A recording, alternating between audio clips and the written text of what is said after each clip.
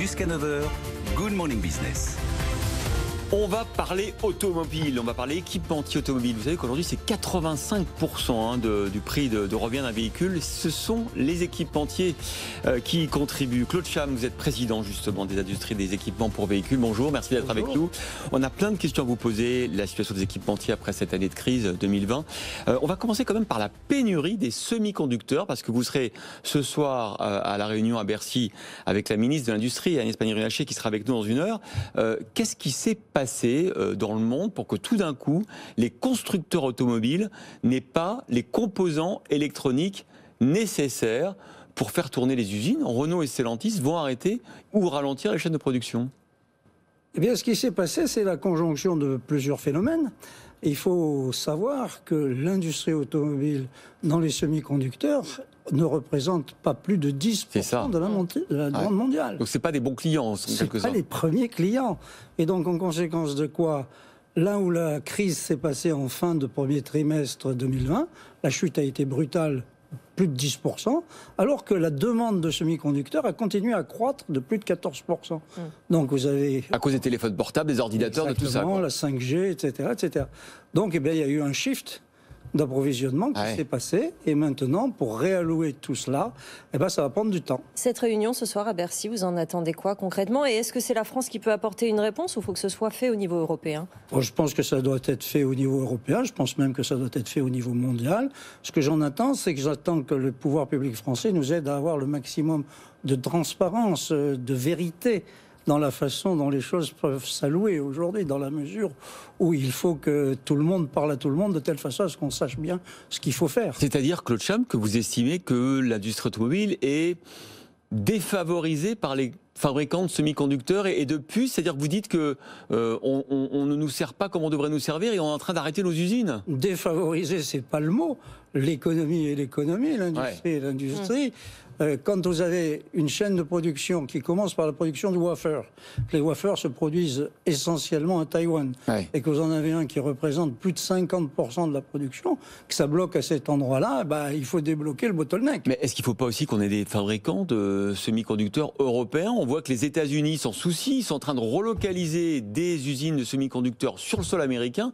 Est-ce qu'on ne doit pas faire la même chose pour que vous ne soyez pas comme ça privés du jour au lendemain de composants? Eh bien écoutez, voilà, si par exemple ce soir on commençait à aborder au cours de la réunion ce qu'il faudrait faire pour reprendre un peu de souveraineté sur ce domaine-là pour l'industrie automobile française, je pense que ça serait bien, parce que les transports c'est quand même un point clé, je dirais, de souveraineté, et quand on voit tous les éléments que l'on met électroniques dans nos voitures, on ferait bien de demain, quand on aura des voitures autonomes, et si d'un coup les Chinois arrêtent l'approvisionnement de puces, les voitures elles s'arrêtent. Hein. D'une part, et puis en termes de cybersécurité, c'est aussi extrêmement important. Donc je pense que voilà un des sujets sur lesquels on pourrait travailler pour des regains de souveraineté, tant en plus que c'est très automatisé comme fabrication. Ça commence par des salles blanches, en plus il y a énormément de robots. Donc je pense que la France est un territoire qui pourrait tout à fait accueillir ce genre de production. À quel terme on peut espérer avoir une réponse et espérer mettre fin à ces pénuries pour l'industrie automobile?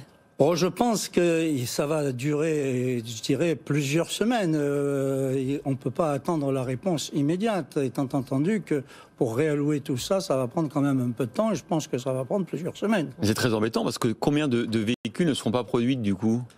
On fait une estimation aujourd'hui de 650 000 à 1 million de véhicules qui ne seraient pas produits pour le premier semestre dans le monde, ce qui serait énorme.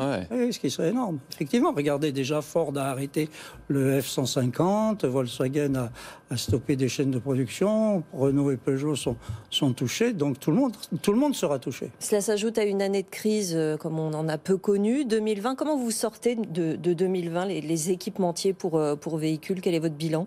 Très honnêtement, nous sortons de crise mieux que nous n'avons pensé au moment où ça s'est produit. Oui, parce que quand on vous a aperçu la dernière fois, vous étiez très pessimiste. Hein. J'étais assez pessimiste, oui, mais il vaut mieux être un peu trop pessimiste pour prendre les bonnes mesures. Et donc ça va mieux, là? Et ça va un peu mieux. Ça s'est mieux passé que nous l'expérience, surtout que les équipementiers, si vous voulez, sont implantés dans le monde entier.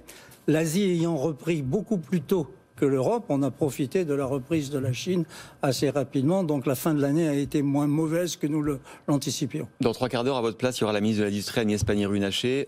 Est-ce que la France est encore une nation industrielle, une nation automobile?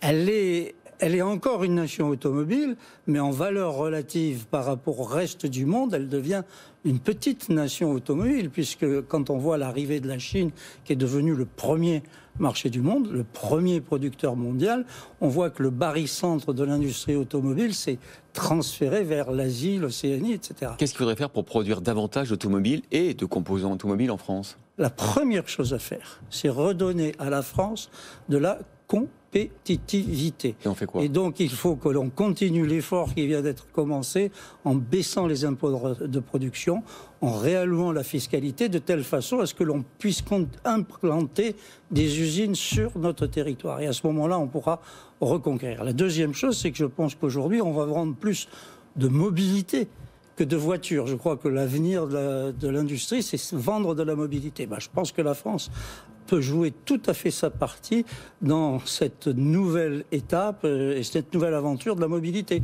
Il va y avoir énormément de logiciels dans la mobilité de demain. Je crois que nous avons démontré que nous avons de bons mathématiciens, que nous avons de bons ingénieurs.